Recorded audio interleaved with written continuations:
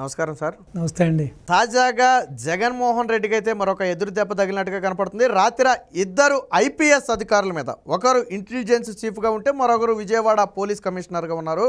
వారిద్దరి మీద బదిలీ వేటు వేయటము, అదే సందర్భంలో వారిని ఎన్నికల విధులకు దూరంగా ఉంచాలని ఆదేశాలు అయితే జారీ చేయడం జరిగింది. సో ఎలా చూడొచ్చు అంటారు? ఖచ్చితంగా ఎన్నికల కమిషన్ వేట కొనసాగిస్తుంది, జగన్మోహన్ రెడ్డికి అనునయంగా ఉన్న వారందరి మీద వేటు వేస్తుంది అనుకోవచ్చా? వేటు వేస్తుందంటే అంతే. అనుకూలంగా ఉండడం, ప్రతికూలంగా ఉండడం పక్కన పెడితే, సో వీళ్ళందరూ కూడా రెడ్ హ్యాండెడ్గా దొరికిన వ్యక్తులే కదండి. సో వీళ్ళంతా కూడా వన్ సైడే కదా. జగన్మోహన్ రెడ్డికి బాహటంగానే వీళ్ళంతా కూడా సపోర్ట్ చేస్తున్నారు. చాలా విషయాల్లో కూడా మనం చూసాం కూడా. ఎక్కడా కూడా వీళ్ళు ఇటు ఆపద్ధర్మ గవర్నమెంట్ ఉన్న టైంలో కూడా ఎక్కడా కూడా సరిగ్గా వాళ్ళ విధులు నిర్వర్తించట్లేదు. సో రెండోది, ఈ కాంతిరాణా టాటా గారు కూడా పాపం చాలా కృషి చేశారు. ఈ గులకరాయిని సన్నివేశాన్ని రక్తి కట్టించడానికి ఆయన వంతు ఆయన కృషి చేశాడు. జగన్ గారికి తగిలి, తర్వాత వెల్లంపల్లి గారి కన్నుకు తగిలి, వెల్లంపల్లి గారి కాలుకు తగిలి అదేటో వెళ్ళిపోయింది అన్నాడు. సో మన క్రికెట్ పరిభాషలో తీసుకుంటే ఇప్పుడు ఆయన చెప్పింది ఏంటంటే, ఏదో ఇన్ స్వింగరు, అవుట్ స్వింగరు, ఈ విధంగా గూగ్లీ రకరకాలుగా చెప్పాడు. చివరికి ఆయన కర్మ ఏంటంటే, అదే గులకరాయో లేకపోతే వీళ్ళు చెప్తున్న అదే కంకర్రాయో యార్కర్గా మారి ఈయన క్లీన్ బౌల్డ్ అయిపోయాడు. చూశారు కదా చివరికి. అదే ఎప్పుడు కూడా సార్, మనం ఏ అధికారంలో ఉన్నా కూడా ఎప్పుడు కూడా ఏకపక్ష నిర్ణయాలు తీసుకోకూడదండి. చూశారు చివరికి ఏమైంది చూశారు కదా. అక్కడ స్వామి భక్తి ప్రకటిస్తే ఈయనకి చివరికి సీటుకి ఎసరు వచ్చింది. సో ఇప్పటికీ కూడా కొంతమంది అధికారులు ఇంకా జగన్మోహన్ రెడ్డికి అనుకూలంగా ప్రవర్తిస్తున్నమాట వాస్తవం. ఇంకా డీజీపీ సిఎస్లు అలాగే ఉన్నారు. సో వీరిని మార్చడం వల్ల పెద్దగా ఉపయోగం ఉందంటారా? సో వీళ్ళ వలన పెద్దగా ఉపయోగం లేదండి. ఏదో కాస్త సరే వెళ్ళారని చెప్పి ఒక చిన్న క్షణికానందం తప్పించి, ఇప్పుడు మెయిన్ రెండు పెద్ద తలలు జగన్మోహన్ రెడ్డి గారి కడప ప్రాంతానికి చెందిన వాళ్ళు, అదే సామాజిక వర్గానికి చెందిన వాళ్ళు, వాళ్ళు కూడా చూశారు కదా మీరు. చాలా ఈవెన్ ఆపద్ధర్మ గవర్నమెంట్ టైంలో కూడా ఈ పింఛన్ల విషయంలో కానీ వేరే విషయాల్లో కూడా ఈవెన్ సిఎస్ గారు కూడా సో ఏకపక్ష నిర్ణయాలతోటి ఆయన ఒంటెద్దు పోకడతోటి వెళ్తున్నారు ఆయన. సో అన్లెస్ అంటిల్ వాళ్ళిరువురికి స్థలనం లేకపోతే ఎవరిని మార్చినా కూడా ప్రయోజనం ఉండదనేది నా వాదన, నా భావన. ఎందుకంటే ఇప్పుడు నెక్స్ట్ ఏ ఆఫీసర్ వచ్చినా కూడా వాళ్ళని ఇన్ఫ్లుయెన్స్ చేసే శక్తి వాళ్ళకు ఉంది కదా యాజ్ అ హయ్యర్ అఫీషియల్స్. ఇప్పుడు సిఎస్ అంటే ఏముందంటే నెక్స్ట్ సీఎం, ఎంటైర్ మొత్తం యంత్రాంగానికి ఈజ్ ద బాస్ కాబట్టి.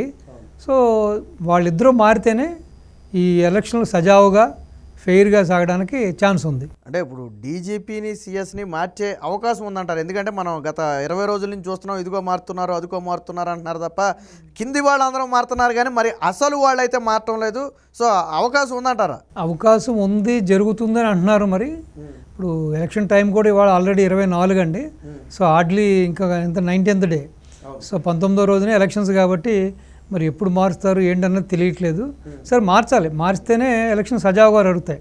ఇప్పటికే వాళ్ళంతా కూడా ఏకపక్ష నిర్ణయాలతోటి ఆల్రెడీ ఇంకా కూడా ఈ ఐఏఎస్ ఐపీఎస్లో కూడా సీఎం గారి సామాజిక వర్గం, సీఎం గారి ప్రాంతానికి చెందిన వాళ్ళు చాలామంది ఉన్నారు.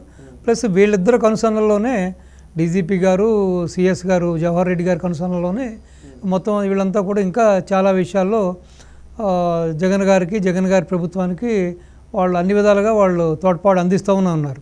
సో కాబట్టి అన్లెస్ అంటిల్ వీళ్ళిద్దరిని పక్కన పెట్టకపోతే సో మనం అనుకున్నట్టుగా ఆ పేర్ గేమ్ అన్నది ఉండదనుకుంటున్నాను నేను. ఏబి వెంకటేశ్వరరావు గారి విషయంలో కూడా ఏదో కోర్టు ఏదో ట్రిబ్యునల్ ఏదో ఆదేశాలు జారీ చేసినట్టుగా ఉంది. అది మరీ నీచం కదండి. ఏదో ఒక ఆరోపణలు చేశారు, ఆ ఆరోపణలు ఏమీ లేవు, దాంట్లో పసలేదని చెప్పి ఆల్రెడీ కోర్టు వాళ్ళని మళ్ళీ సర్వీస్కు తీసుకోమంది. మళ్ళీ అదే కారణాలతో అదే ఆరోపణలతోటి మళ్ళీ మరొకసారి ఆయన్ని సస్పెండ్ చేయడం అనేది చాలా శోచనీయం. సో బహుశా అక్కడ నేను అనుకునేది ఏంటంటే, ఆయన సామాజిక వర్గమే ఆయనకి శాపమైంది అనుకుంటున్నాను వెంకటేశ్వరరావు గారికి. Is honest officer. రెండోది, ఈ ఎలక్షన్ టైంలో ఆఫీసర్ కానీ విధుల్లో ఉంటే సో బాబు గారు ఆయన ఒకే సామాజిక వర్గం కాబట్టి వీళ్ళ అపోహ కూడా అదే కదా. సో కాబట్టి ఆయనకి ఏదైనా ఇక్కడ ఉన్న ఇన్ఫర్మేషన్ పాస్ చేస్తారని, లేకపోతే ఆయనకి ఏదైనా ఇండైరెక్ట్గా తోడ్పాటు అందజేస్తాడని చెప్పి భావంతో ఆయన ఇబ్బంది పెడుతున్నారు. కానీ కోర్టు చివాట్లు కూడా పెట్టింది చూశారు కదా. అవును. సో ఈవెన్ అడ్వకేట్ జనరల్ చెప్పేదానికి ఛార్జ్ షీట్లో ఉన్నదానికి అసలు పొంతం లేదండి, ఎక్కడ కూడా పొంతం లేదు. అయినా సరే వీళ్ళు కావాలని చెప్పి కోర్టు ఆదేశాలను కూడా వీళ్ళు ఖాతరు చేసి ఆయన్ని సర్వీస్లోకి తీసుకోకుండా మళ్ళీ అదే కారణంతో అదే ఏదో సామెత చెప్పినట్టుగా అదే పాత చింతకాయ పచ్చడి అన్నట్టుగా మళ్ళీ మళ్ళీ మళ్ళీ అదే ఆరోపణలతో ఆయన్ని పక్కన పెడుతున్నారు. ఇది పద్ధతి కాదు. సో రెండోది అవినాష్ రెడ్డి పాత్ర ఉంది కదా ఇక్కడ మన వివేకానందరెడ్డి గారు హత్యలో.